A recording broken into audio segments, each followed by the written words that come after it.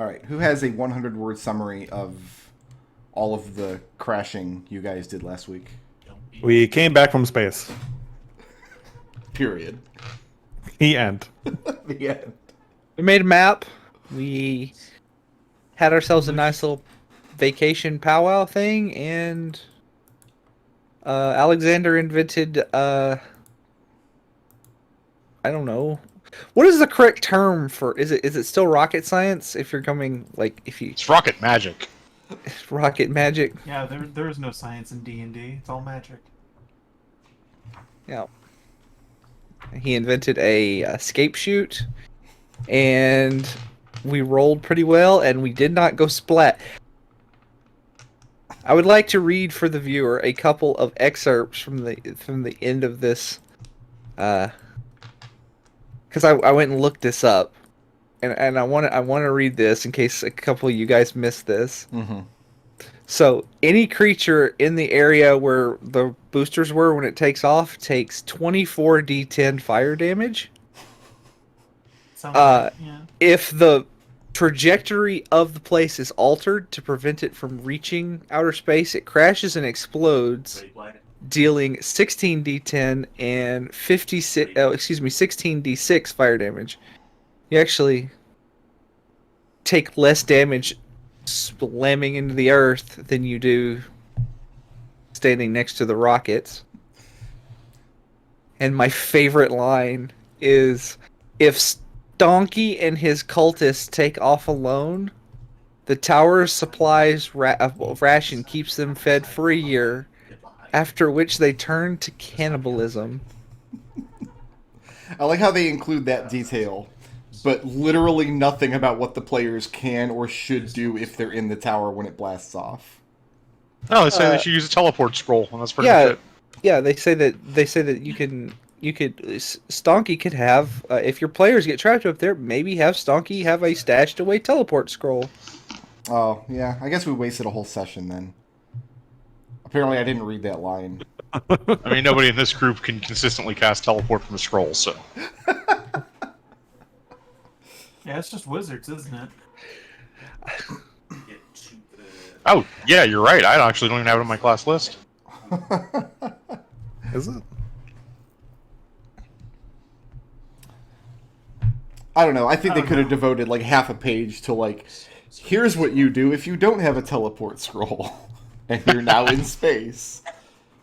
At least tell me how much damage you take if you get sucked out into space. Like, I think you've already come up. I think the Firefly game already came up with the best pick for that. Just to pick up all the dice from the table and throw it, and that's how much you deal.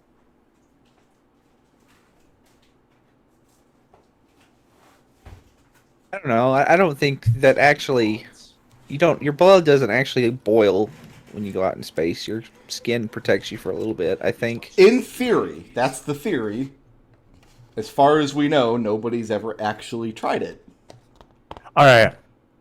Here's a thought experiment for you, Brickred. Yeah.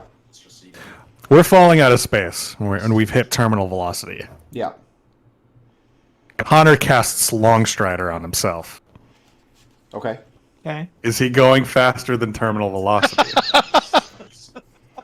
I think Longstrider functions off of your move speed, doesn't it? Target speed increases by 10 feet. Right, but your speed is based on your movement speed. Not Yeah. They don't mean like your current velocity, like how fast you're going. Well, I guess that begs the question: does terminal velocity then become my move speed?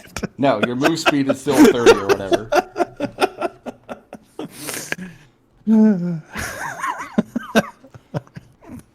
As a DM, how fun was it to shoot your players into space? It was all right. It's all right. You can cross that off your list. There's the bucket list check mark for you. You know, like a 6 out of 10. All irrelevant anyway. Connor doesn't have Longstrider.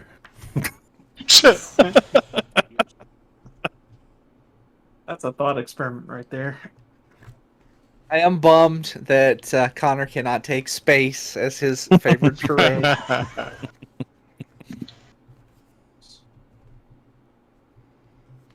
Because then 1 mile becomes 6.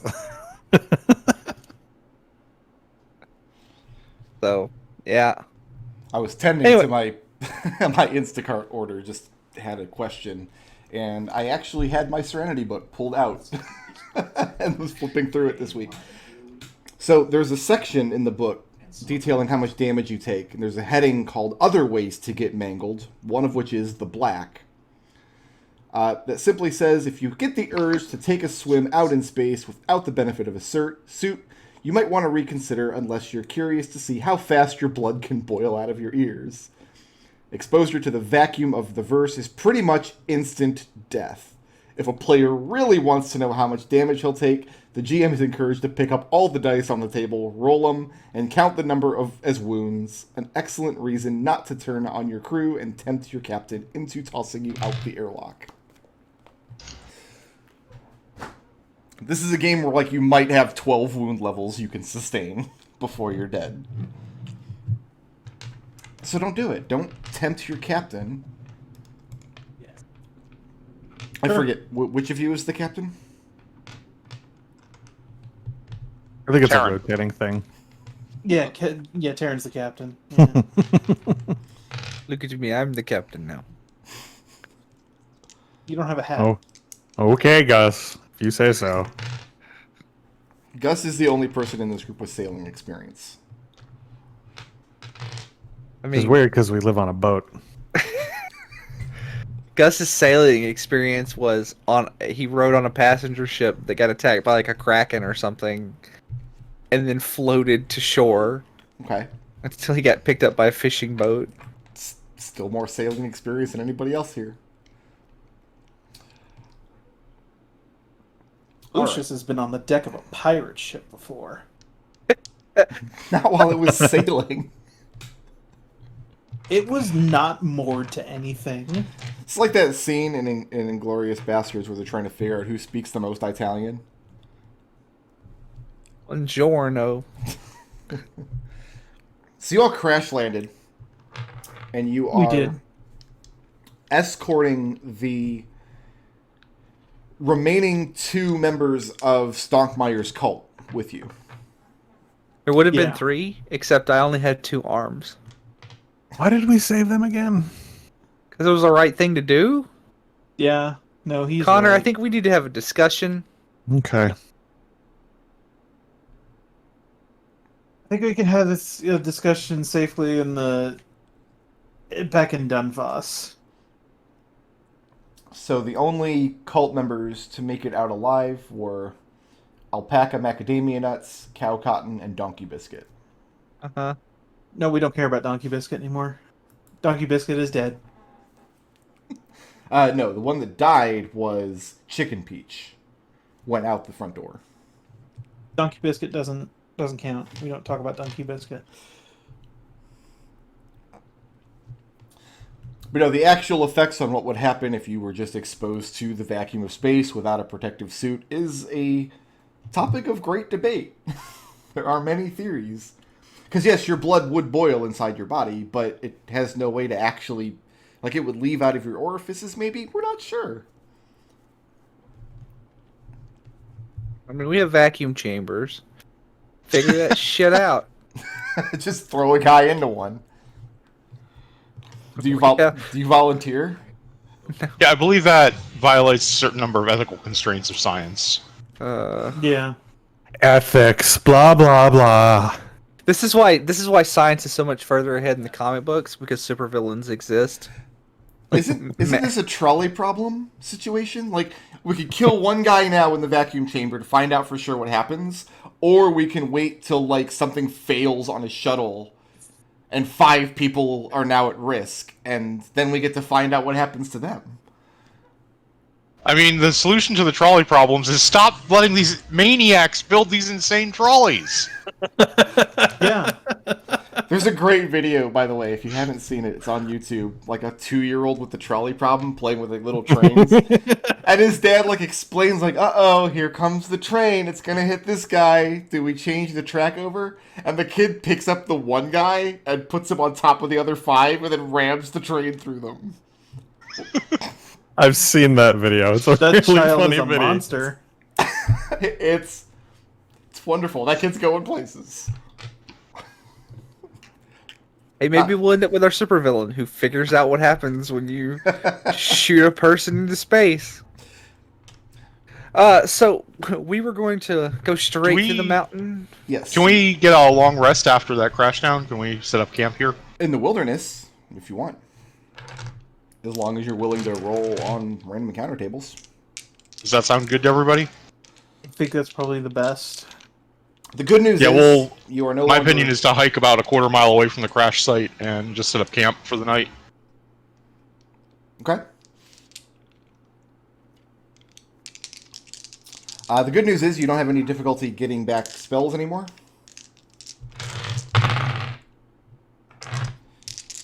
That's good.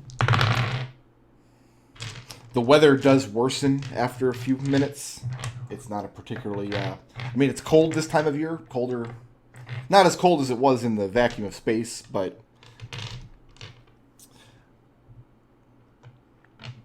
Go ahead and take the benefits of the long rest. And Alex, I need you to roll your d20. Yep. Actually, we're going to find out what happens. 13. Okay.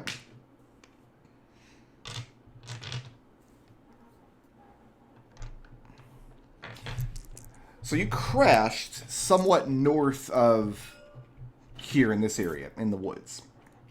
The idea being you didn't want to crash directly into a civilized area, but you wanted to be close enough to Dunfoss that you could make the journey back in short order.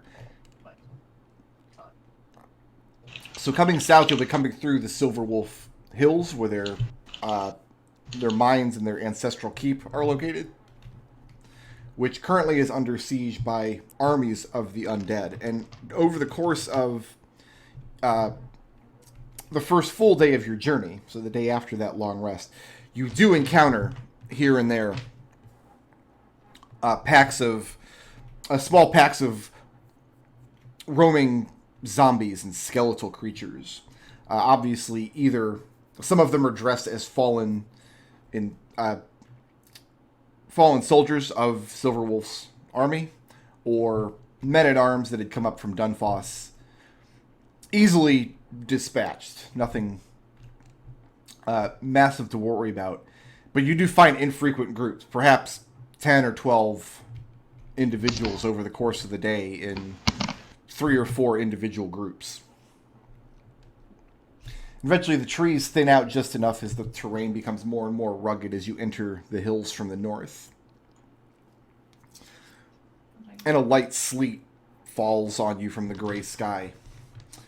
And you were just going to hike directly through the foothills to reach the base camp. You weren't going to try to enter into the city at all, were you? Correct. Okay. Sounds like a bad idea.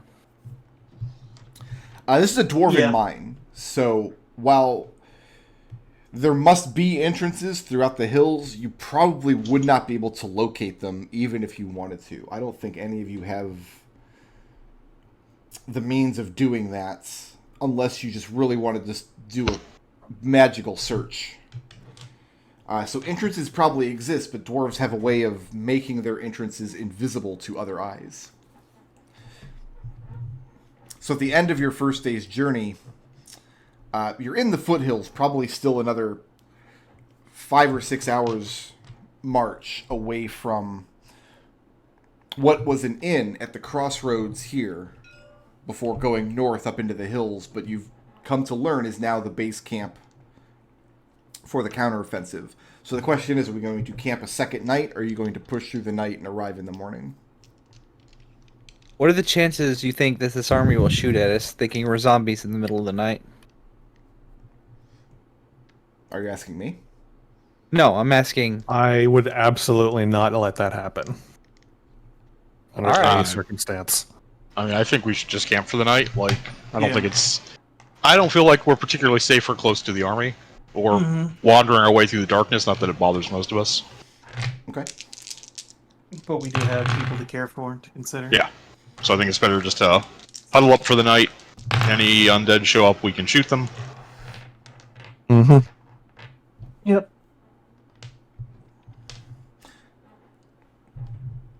All right, so you find a place for the second night. And uneventful, except the weather does worsen. The winds pick up, which puts more of a bite into the air as you come down, descending from the foothills, and you can start seeing the fires in the distance of the base camp. I'm not sure if any of you have ever been to this inn before, but you can tell that the inn and the entire surrounding area has cook fires and signal fires going. As you come out of the hills, you'll be able to see in a little while, you might be able to see some of the structures and pavilions and things. Before that happens, though, a group of dwarven outriders wearing Silverwolf colors are the first real people that you encounter along the way. 4 of them, riding ponies, suited in mail, armed with pikes, and wearing helmets emblazoned with the Silverwolf crest. And they immediately they take you for refugees from one of the villages north in the forest. So we'll start that encounter there. They call out to you. They see that you have women, and they think you're refugees. Traveling southward to Dunfuss. Alex tips his cat. Nah, we're citizens just heading our way back from a bit of scouting to the north. Citizens of where? Dunfoss. They kind of look back and forth between each other. Scouting in the north in the forest? Well, it wasn't really intentional. Our ship kind of crashed up north, so we've had to hike our way back.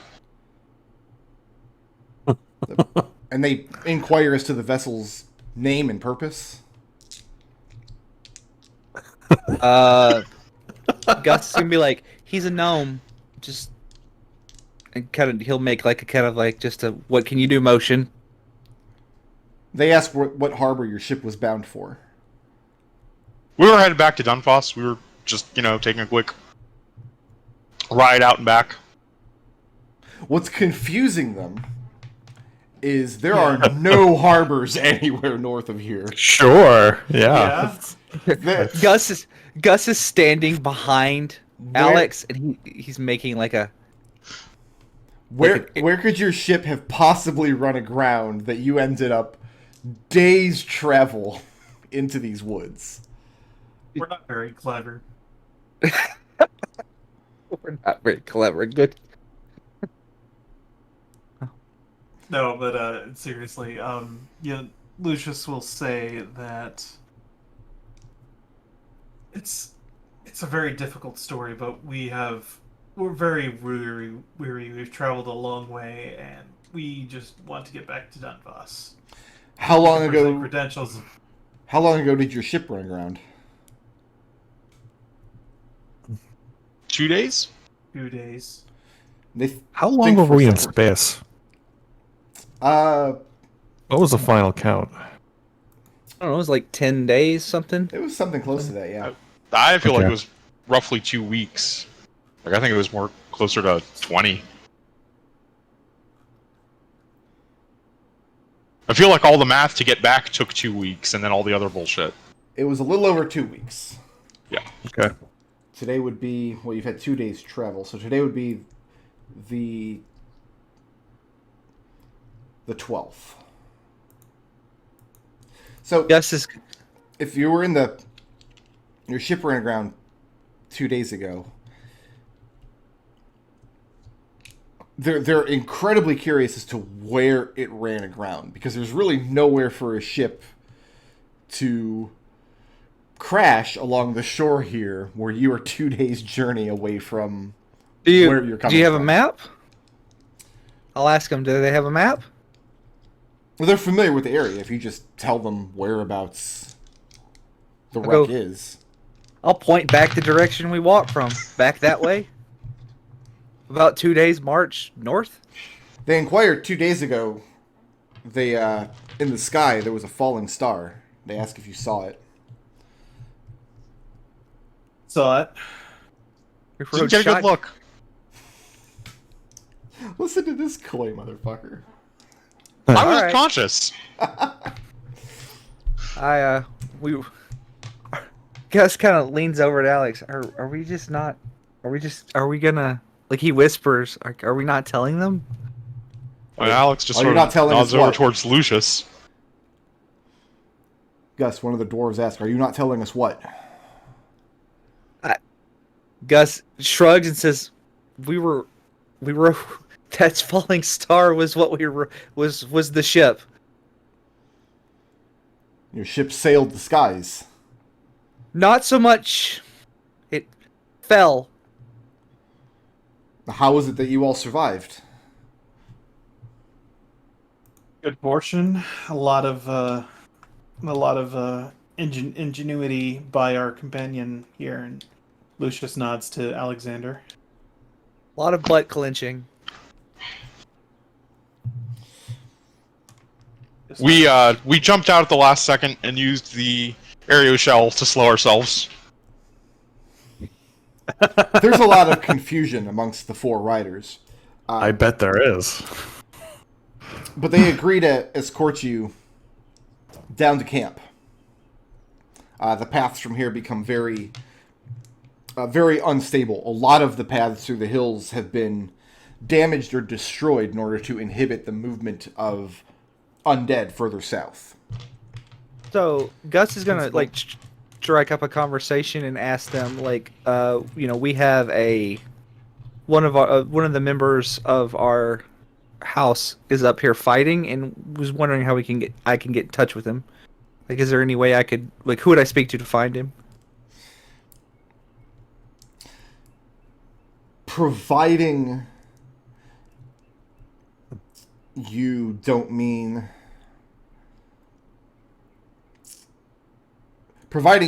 to harm the effort at all, providing you're not counted amongst the contingent's enemies, there'd be no danger in letting you walk the camp and seek him out. Okay. You have any advice for finding a single person in this? And Lucius kind of solemnly responds, "Don't get your hopes up." All right. Lucius, what was that guy's name? I can't Dude, remember. bro. Recalls, but the player does not recall at all. Dude, bro. I'm just calling him McDude, bro. Yeah, He was Lucius's dude, bro. I do recall that much. our friend by transitive property. Hang on 1 second. Let me. Well, I thought you were talking it's about in my old Kevin. Notes. No, Well, not yeah. Kevin. Yeah. I thought you were talking about Kevin too. No, Kevin- not Kevin. I am talking about Kevin, but Gus wants to find Kevin, but remember we sent him up here with McDude, bro. Yeah, with McDude, bro, right. Oh. And I gotta move my laundry over. I just figured like a noble might be a little more, I don't know, present. So the Alex will ask Sure. the Outriders when the last time they saw Warlock's Bane, when the last time she was in camp.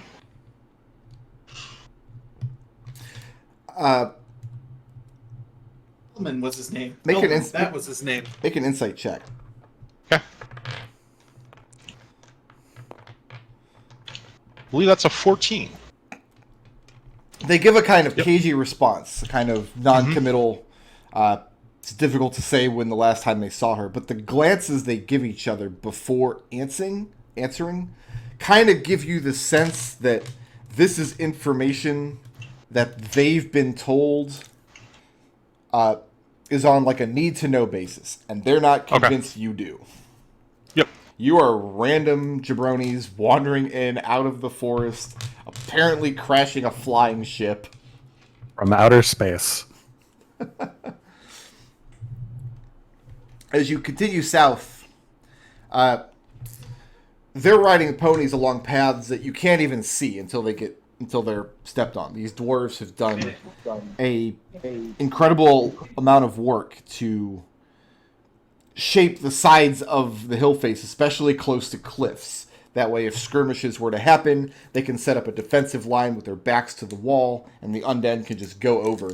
And if you actually peer down, you can see after a 30 or 40 foot, mostly steep drop down this kind of gravelly decline down into the woods below. And you can just see the piles of burned bodies down there. They've gotten this down to a science at this point, keeping this particular road clear. And you're told, I mean, you're shown above, as you're going to the south, there are great wooden ledges and platforms constructed above you that debris and rubble and rock have been loaded onto. And when the time comes, they're going to destroy all of these and close these paths off for good. They can do this once they're sure no more villager refugees are coming down from the north.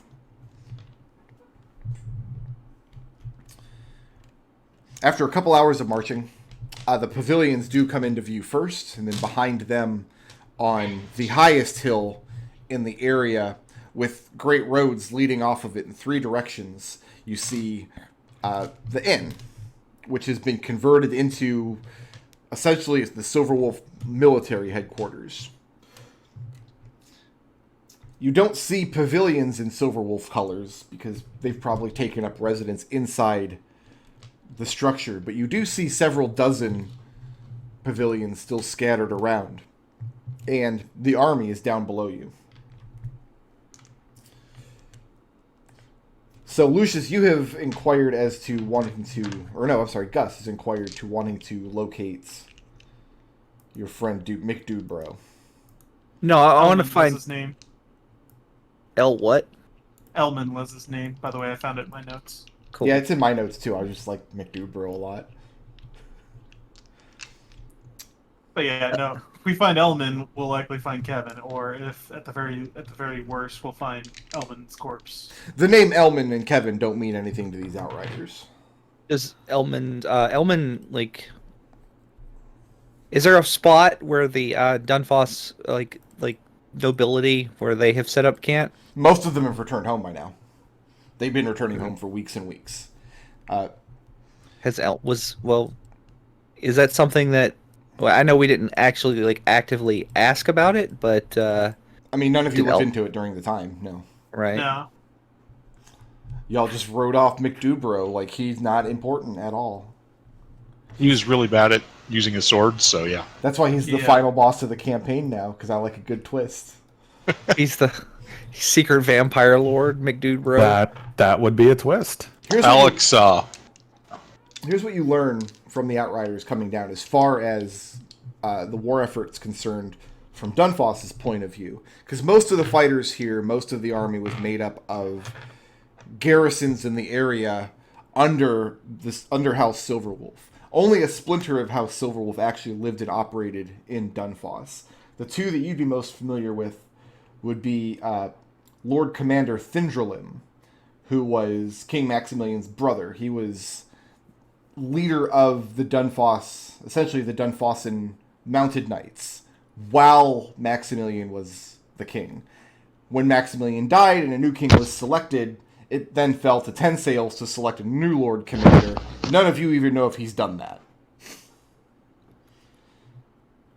The other person who you've actually met on a couple of occasions is Dorado Silverwolf. Dorado is the widow of King Maximilian's other brother.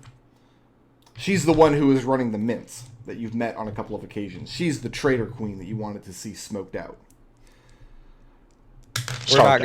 We're not gonna mention that.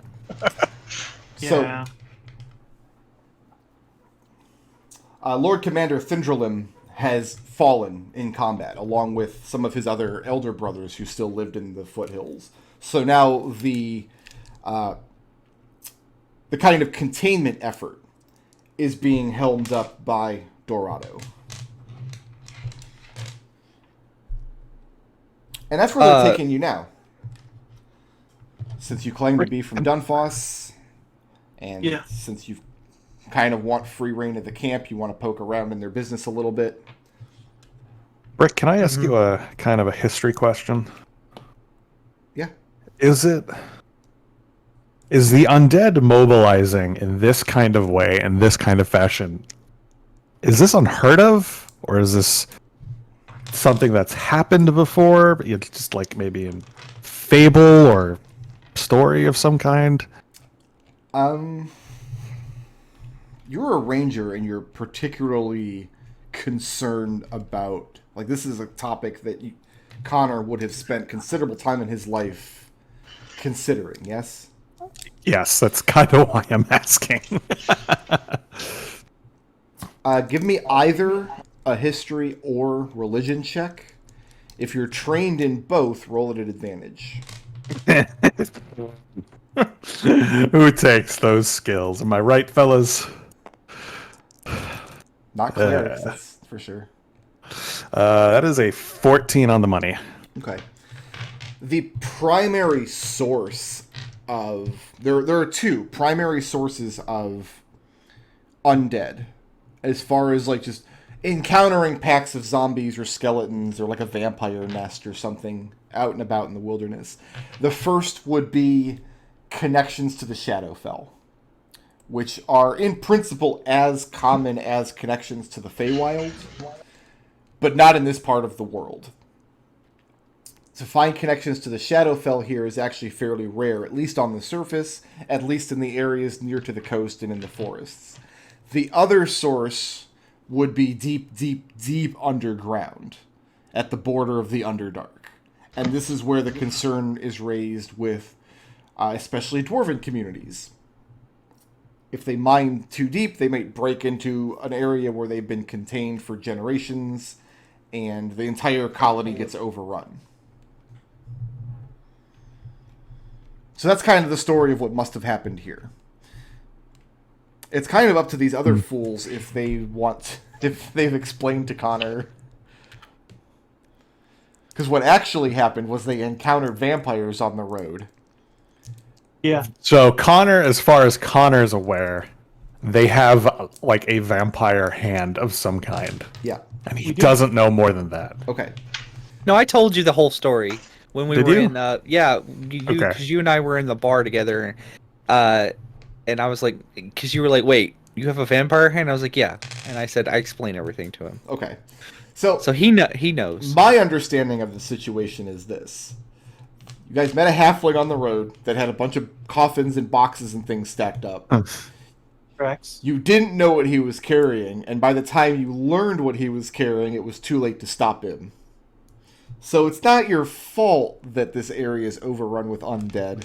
You just happened to be in the way of the shipment. You did clean out the nest of vampires. That would have been along the road, kind of like here-ish, I think. Right. On the way. On the way back. So. Oh, I didn't even realize there was coffins in the back of it. Like, we just looked at it and it was like, it looks like it's full of fruit. It's wooden crates full of earth is what it was. But you guys didn't investigate them too closely. And if you did, that would have been weird, I guess. Yeah. So I'll leave it up to your individual characters to determine how much guilt you feel about the situation. Like, we could have done more to murder that halfling. And Connor feels no guilt because he was not there to stop this nonsense. Connor's like, if I see a guy carrying a bunch of crates, I just burn the cart every time, just in case.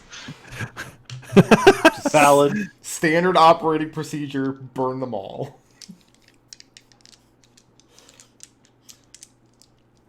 So taken out of the inn, which is this large wooden structure on this hill, surrounded by a palisade wall at the base of the hill. So it has a kind of commanding view of the area. And looking up to the north, behind it, up to the northwest, you can see the tallest of the mountains, and it's difficult to make out details from here because it's so far away, but you can see where the front face of the mountain has been worked, and you can kind of make out the shape of the fortress through the fog. And it's quite beautiful from this distance, but you've been assured that a great amount of fighting has been done. That if you actually were to make the trek up there, you'd be able to see the damage irreparable. The common room of the inn has been stripped completely bare. you see where some of the inside walls have been brought down. So the entire first floor of the inn just looks like this one gigantic room with heavy logs bracing the floor above.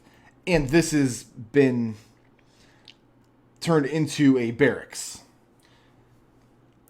Many dwarves, most of them, these would be the ones that would be closest to the current commander. So most of them are mounted knights. So you see lots of dwarves about polishing their armor. Casks of ale have been tapped. And one of the outriders offers to go upstairs and retrieve permission for you to start looking around the camp. Gus will thank him. A lot of weary and wounded dwarves in this room, and a smattering of humans here and there, and no small amount of gnomes as well. But you also see, before you came into the structure, just out in the wider surrounding camp, quite a large population of forest gnomes and firbolgs as well, as lots of small villages up in the forest to the north must have also been overrun. And the story goes their containment effort has been sweeping those areas for weeks and trying to bring people down to the camp so they can be resettled somewhere safe. I'm going to ask if they need any help on medics. Alex is actually pretty accomplished in that area. They wouldn't turn down any help, but nobody in this area here is in particular need of immediate services. They do have... Yeah, point me to the triage tent. I'll be there, guys.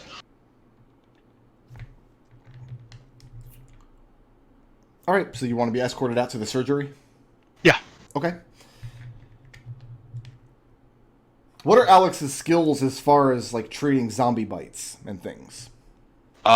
He has lesser restoration. He's trained in medicine, and he could make holy water if he had time. Mm-hmm. And he has like 1 billion shots of healing magic, like just HP recovery. Nothing fancier than lesser restoration. Other than that, let me make sure there's nothing else in my spell list that would help with that. I don't think so. Okay. So, I mean, all of those are skills that they already have in some number, but obviously not enough to maintain the entire war effort.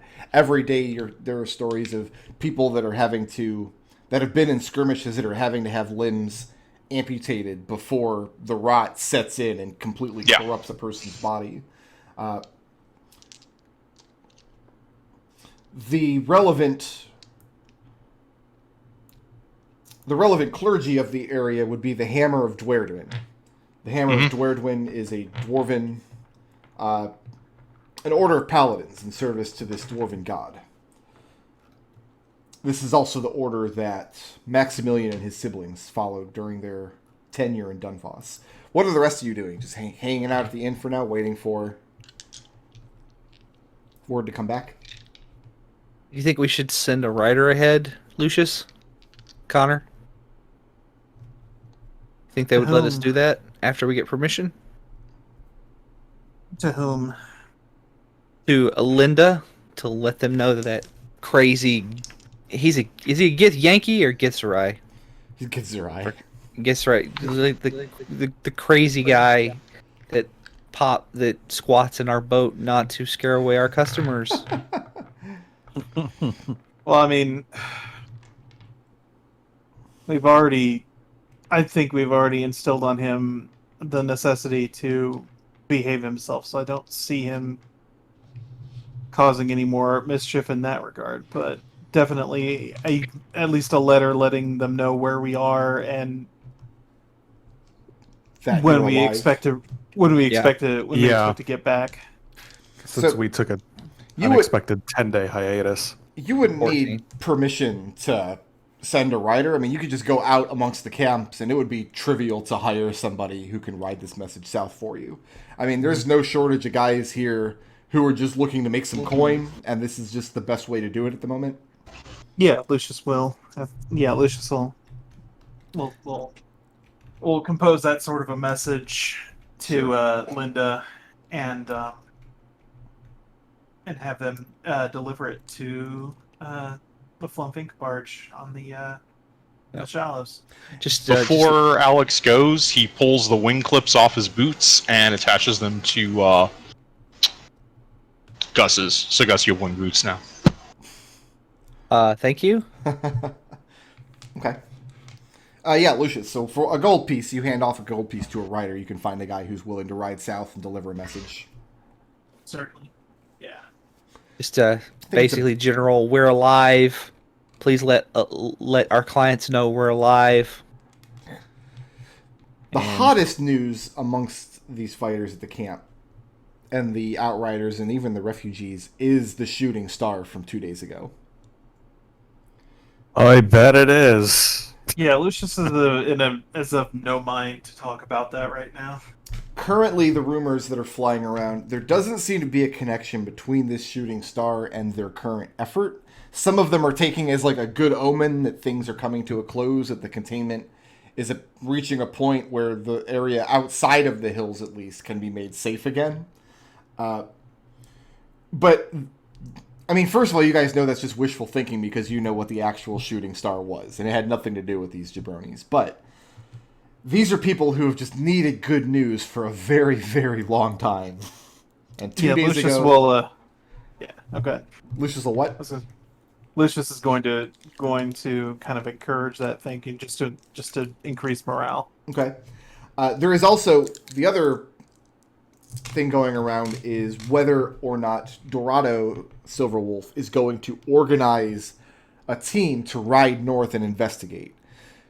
Because the other hand is, well, some of the people are thinking it's a good omen, but it's just as likely that it's just a whole new terrible catastrophe.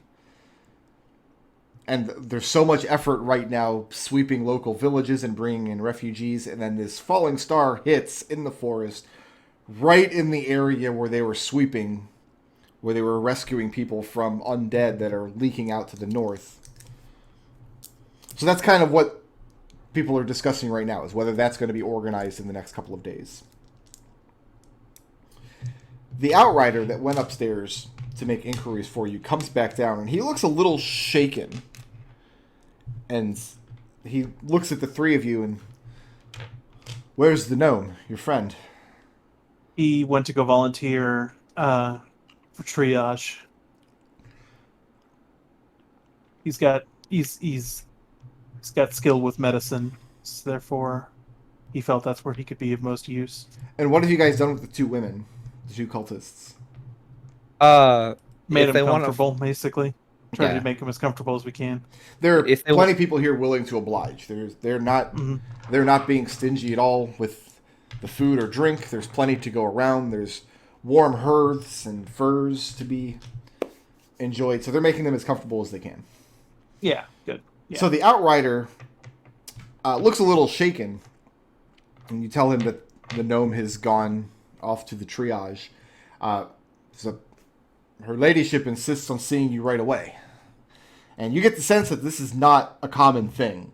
People do not just wander into this camp with mud on their boots and immediately be asked by her ladyship to come see her. No, I doubt. I dare say that she might have interest in speaking with us. But anyway, We should go Lead the get way. Alex. yeah. You go fetch Alex? Yeah. So Alex, I mean, you get most of the way to the surgery before Connor comes running down the road. Wait! Connor, do you really want the guy that did the skywriting in that meeting? He doesn't know, right? I mean, they've probably never seen my handwriting, but okay. Is Alexander's Right? handwriting like a? Is it like a doctor's? No, Alexander is very precise handwriting because he has to It's do a lot of. legible enough to get people to say death to the traitor queen or whatever. But Alex, Okay, yeah, Alex will turn around and head back up with Connor. Okay. It's actually a little comical because the stairway leading up to what would have at one point been like a second floor to this area inside of the inn.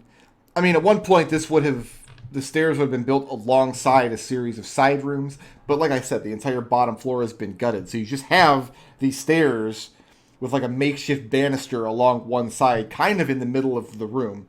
And at any time, two of the silver shields are standing guard at the base of the stairs. So you guys are kind of seeing the silver shields out of context from your point of view, because in Dunfoss, these were the palace guard. These were Maximilian's house guard. But the men you're seeing here are dressed in the same raiment, but have obviously never been to Dunfoss. This is their ancestral home. And you're taken up the stairs where you see that the rooms here have all been converted into VIP areas for commanders and priests and whatnot who are tending to the army. Dorado Silverwolf has the largest of the room, and you guys have seen her in armor before, I'm sure, because you guys were there when she rode out. Yep. And her armor is still immaculate, but you can tell that she's seen battle fairly recently. She seems exhausted and completely overwhelmed when you enter the room, and she's not happy to see you as you come in. So the room is dominated by a large hexagonal table in the middle where they have a very detailed map spread out across the table. And folded across the top of it is a semi-transparent sheet of paper. So what they've actually done here is, so their top transparent piece is the hills in the surrounding area, and then you can see through it and see the detailed paths and schematics of the mountain home underneath.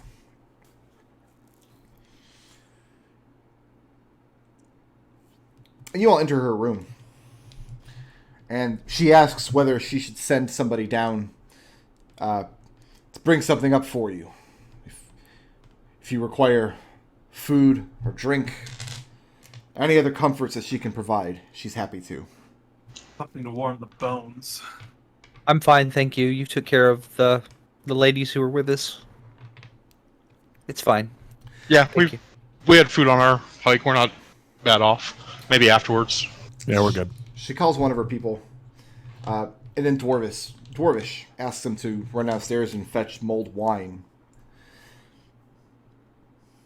And she sits down in her, not a throne per se, but a nice, very nice chair, draped in furs, and on the back hangs a tabard with Silverwolf's colors. She holds her head, or her chin, in her hand as she leans forward a little bit, and she's just silent for a little while. And then she says, "My men told me you were riding the shooting star." Riding is... Gus looks around and says, riding is... Accurate. I would say generous, but okay. She says that our southern outriders several weeks ago reported a streak of smoke, black smoke, arcing into the sky, into the very heavens, coming from the direction of Dunfoss. Would you happen to know anything about that? It's likely us as well. An experiment by a renegade member of Telesdazat went rogue. We got caught up in it. Then, with a bit of acid in her voice, she says, "It sounds like your new king has a good handle on things."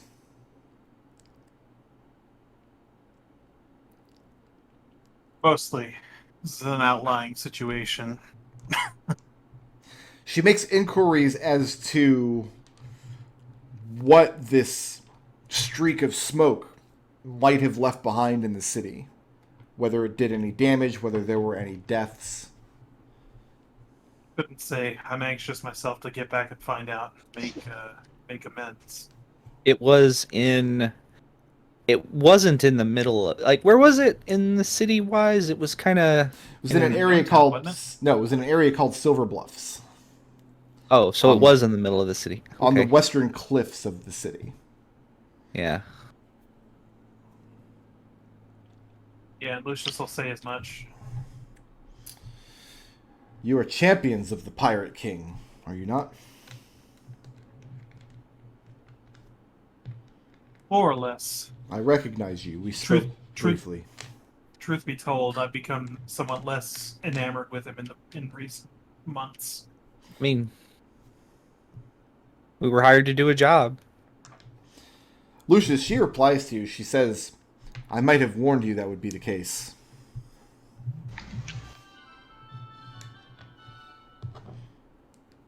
I'm sorry, I just received a text message telling me my grocery shopping is now happening.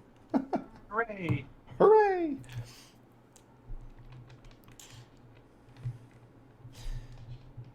She says that she's been told that you have people you want to look for in the camps.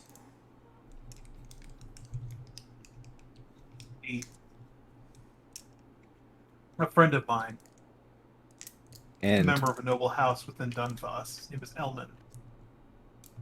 We sent a squire with him, a young man by the name of Kevin.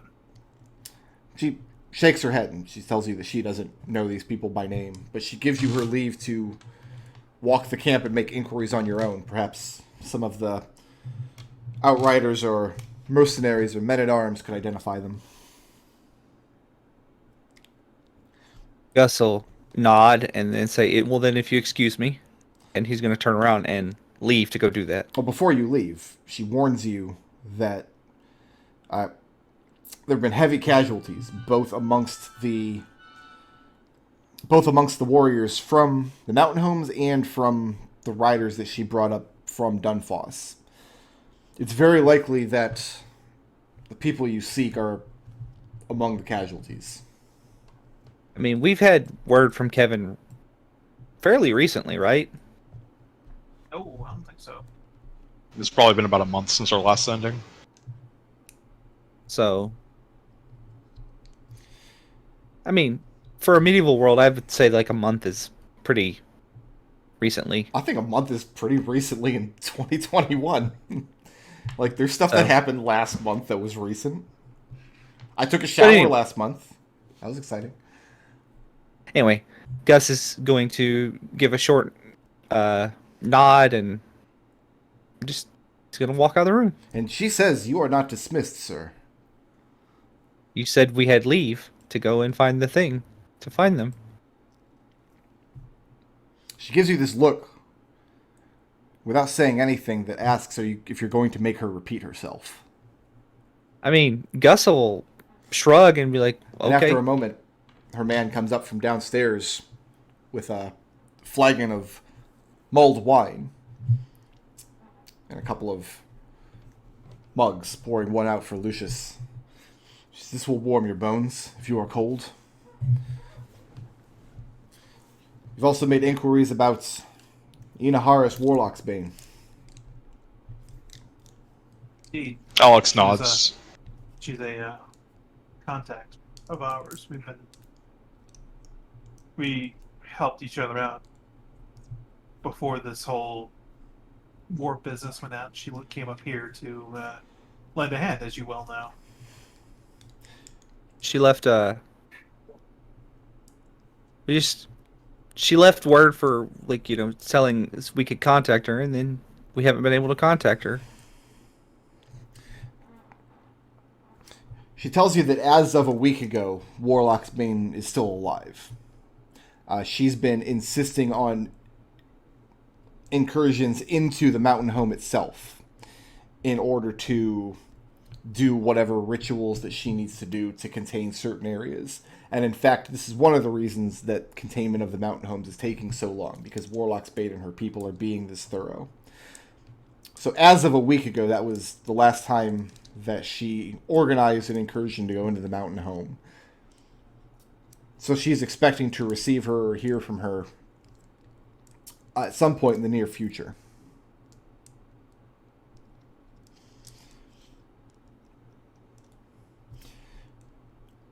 She then asks if you're returning to Dunfoss yourselves, if you're traveling there. That was our intent, to get back to Dunfoss as soon as possible. I wonder if I could charge you to carry a message for me. Certainly, by all means.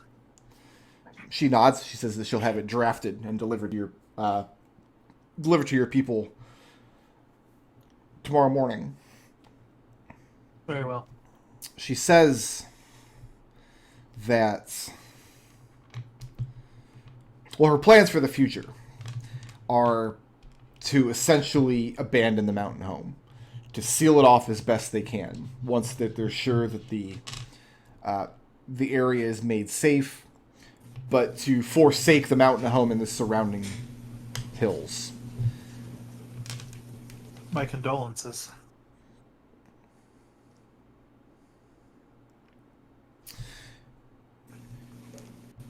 She says that perhaps, well, no, not perhaps. In her mind, she's very convinced that this need not have been the case had Dunfoss offered the assistance to the mountain home that would have been expected while Maximilian was king.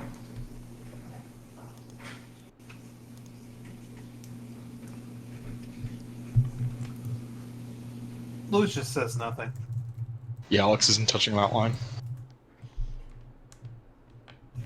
And she lets it hang there for a few moments to kind of gauge disagreement amongst you. Like, Lucius very clearly would have wanted to see more aid to this effort, because it was it would have fallen to the new king to handle this situation. Do you And say he's that to clearly her? been dared. Like, are you voicing that in the conversation, or is that just what you're thinking? You know what? No, Lucius will say that. Yeah, Lucius will express his condolences and his regret that the new king did not continue what he should have. He continued his predecessor's efforts. That, you know, it fell to him because it's what Dunfoss was embroiled in when the previous king met with his end. She asks if that's the sentiment you carried to Ten Sail's ship the day you flew out to meet it when it arrived in Highcourt Harbor.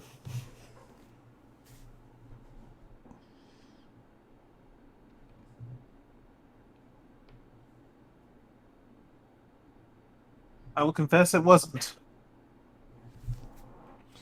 But I've had time to reflect and change my attitude in that regard.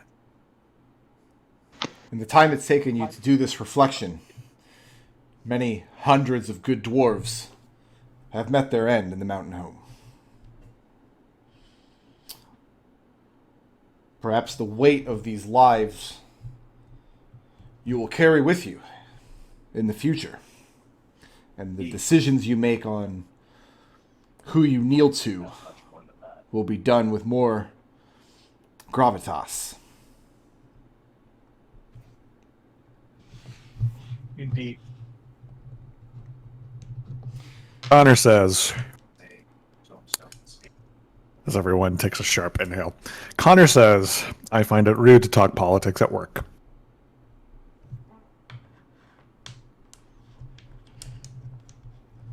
I mean, non sequiturs are fun.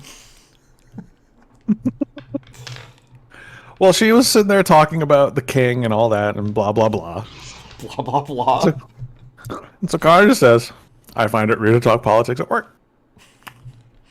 Alex will finally butt in. He'll say, "Well, I don't know that Journey would have done an any better job, and those were probably the only two lawfully appointed kings that could have come out of that situation. So She holds up her hand dismissively and says, "You mistake me, sir.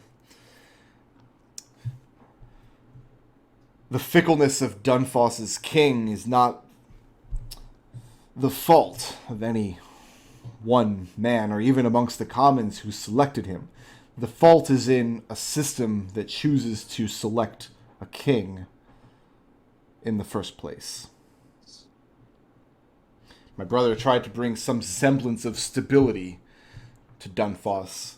Over 70 years he gave good service to your city, 12 on its throne, and he would have given 100 more if he could have.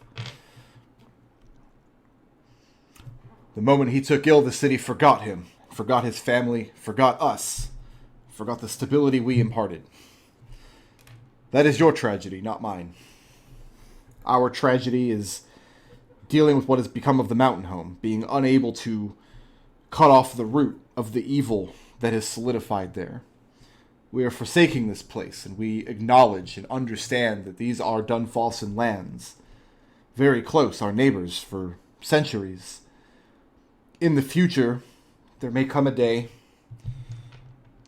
when the thing sealed here makes its way out again. And on that day, Dunfoss may be in jeopardy, and if you have a king on the throne by chance at that time that is not a fool or a greedy child or an opportunist, they may see fit to defend their lands against the undead. The missive I'm sending with you is notice that when that day comes, they may seek out Silverwolf, and we will stand beside them on the day of their fight, be it 10 years or 100 from now. Very well. Quick out of character, are the Silverwolves not a noble house of Dunfoss? They're not like feudal servants of the king? Yes and no. Okay. Yes. They're basically powerful enough that it's kind of got it. Right. Yep. Traditionally, the mint of Dunfoss has been run by House Silverwolf for like the past century or so, or maybe a little longer. But dwarves don't have a tradition of feudalism in the same way that humans do, typically. Okay. So they don't have, like, I mean, they do have ancestral lands, but they're not in and around Dunfoss. They're up here in the hills. Presumably, though, that history has come to an end, and Silverwolf will no longer have aligned cause with Dunfoss from this point. Basically, what she's telling you is we made an investment in your city, and it hasn't panned out, but it's still our job to come back and fix this problem if it turns out to be a problem in the future. I guess my other out-of-character question is are there, like... So they run the mint. Is the silver mined here in the mountain home? Oh, yes. So is there any danger of a currency crash? Probably, but that's not her problem Okay. anymore. Once the coins that are currently in circulation, I mean, the mint can't run without silver. Another source of silver is going to have to be found. And it's really a question of whether that's a priority for King 10 sales. Oh, we know what his priority is now, don't we? He'll just start issuing paper money with his face on it. Like, So unless anybody has anything else for Lady Silverwolf, she informs you that... No, I'm good. Okay, she informs you that she's going to have her missive to your new king drafted and delivered to you tomorrow morning, so when you ride. And she does give you leave to go through the camp, make inquiries of her people there. And at the end of the conversation, she dismisses you. Mm-hmm. Lucius scurries out as quickly as politeness allows. I don't think you can scurry politely. Once we get noble. downstairs, Alex will take a small tankard of mead and some, comfort food for a minute before heading over to the surgery, and if anyone needs him. This is one thing dwarves don't skimp on, is the comfort food. These soldiers are not eating just hard rations and stale bread. Like, they have a whole industry here to make sure This war is fought on the stomach. At least that's how they see it. Your efforts are well appreciated when you arrive back at the surgery. You're able to save some lives and limbs. The difficulty is they just don't have enough magical healing to go around for everything that's needed. Although the casualties are dwindling out quite a bit these days. Since they're no longer attempting to fight to save the mountain home, and most of the people there have either died or been evacuated already, most of the wounded now are outriders that are combing either the roads to the south or the hills and woodlands to the north, who are getting into skirmishes with zombies and whatnot. So Alex has 17 shots of Cure Wounds and 3 shots of Aura Vitality, so... Okay. The real difficulty is, I don't think either of those spells can end like a corrupting effect. They can't prevent people from... Yeah. He's also got mortification. He's also got a surgeon's kit and skill with medicine, so... Bonesaw. Oh man, Edwin E. just started shopping. Thanks, Edwin.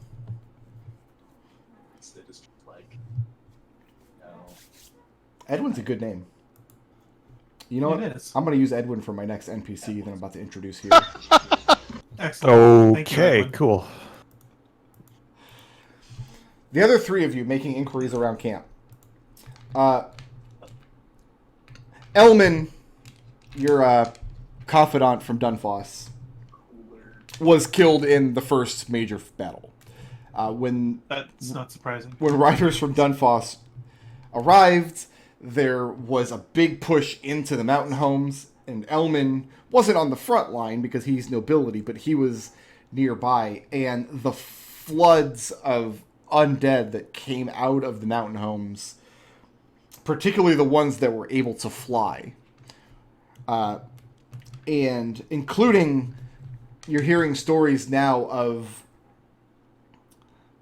black clouds that rolled out of the mountains, and it just coming into contact, like skin contact with this cloud, would sap the moisture and just the vitality from your flesh, and it would necrotize. This seems to have been Elman's fate. Oh god, he is going to come back as a vampire? No, he Are won't, there because any- they recovered his body and they burned it. Oh, okay. Are there any effects of his that need to be returned to his family? I mean, he didn't really ride north with anything, and anything else that he had that would have been of use would have been distributed amongst the other men-at-arms. Very well then. What of Kevin's fate? That's actually a matter of contention amongst some of the riders that came from Dunfoss, was in like a human army, if there were effects that could be recovered, they still belong to you even if you're dead, which means now they belong to your next of kin. Whereas this is a dwarven army, so they're redistributing a lot of stuff, and there was a lot of desertion because of that. Like, oh, if my family, like I rode north for gold and glory, and if I'm not going to get it, there's no reason for me to be here kind of story. Mm-hmm. As far as Kevin, you're pointed to a man whose name is now Edwin Aubrey. Aubrey has his own pavilion out on the outskirts of the camp. It is a small green and gold tent, and it's flying a flag. The colors of which are just green and gold quartered checks. Sure. And there's a very nice warhorse tied up out front, very well kept. And then next to it, a smaller and slightly less well kept pony. And as you approach Aubrey's tent, you hear Kevin call out to you. And he's taller than you remember. And much stronger. Just been doing the cardio the past few months. Hell yeah. Running from undead will do that. Runs up to you and clasps your arms together. And he's wearing a tabard that, and good boots. You didn't send him north with. But the tabard as well, covered in green and gold quartered checks.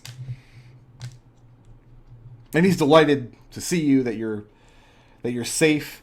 He's incredibly interested in hearing all about the falling star once he... but he's very excited for you to meet Sir Edwin, because he tells you that he's been distinguished. Like, Edwin has been distinguished, or Kevin has been distinguished? Kevin has.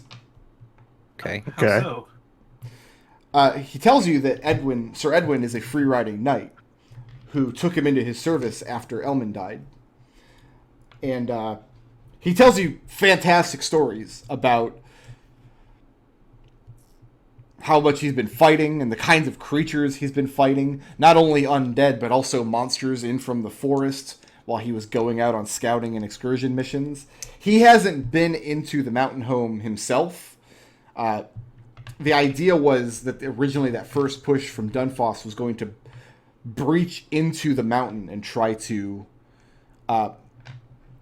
liberate it from the undead. That's when this black smoke flying undead business happened. They didn't actually get close enough. But he's seen a lot of action and done a lot of fighting. And he tells you that Sir Edwin has a means to make him a knight after the war is over. A knight for who? A free-riding knight. And he's overjoyed at this. Because, being honest, there's little and less chance he would have ever been knighted by anyone in Dunfoss. In service to any Dunfossan king or house. And none of you guys are knights. None of you could give him this honor. But Sir Edwin certainly can.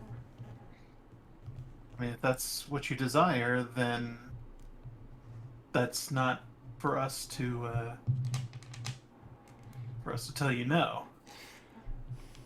This guy was our intern, right? Yes. Yeah. Yes. Okay. You've never met Kevin. I was going to be my next question. Has Connor ever met Kevin? No, he has I not. couldn't really remember. Kevin, this is Right, Connor. He is our new public relations guy. No, he's not. Absolutely not. I refuse to allow him to call himself that in any form. It's Let nice me- to meet you, Kevin. Kevin insists on making introduction to Sir Edwin. Well, let's meet the man then. All right. Let's meet Inside of the man. tent, I mean, you see wealth on display in here. I mean, the man has furs laid out across the ground so nobody has to walk or lay on bare stone. There's a suit of gorgeous full plate armor on a stand nearby. Extremely expensive. I mean, you see the colors. At first, you think it's paint on the front of the armor, which would be expensive enough because it would have to be reapplied every time the armor is repaired. But no, the color is in the actual metal, which is much, much more expensive. He has a variety of weapons and things on display. The man himself is wearing simple leathers and is barefoot and is reclining on this reclining couch that he has pulled into the back of the pavilion. And right away, Gus and Lucius especially, you recognize this man as a sot. This guy is a drunkard through and through. You can see the little cartoon bubbles popping above his head as you come in. But he is extremely happy to meet all of you. Kevin has told him so much about you, and he tells all these fantastically embellished stories of Kevin single-handedly slaying undead monsters and other horrible creatures, and how he's bringing along the boys' skill in swordsmanship and skill with a pike, and a very generally friendly guy, but clearly a charlatan of some degree.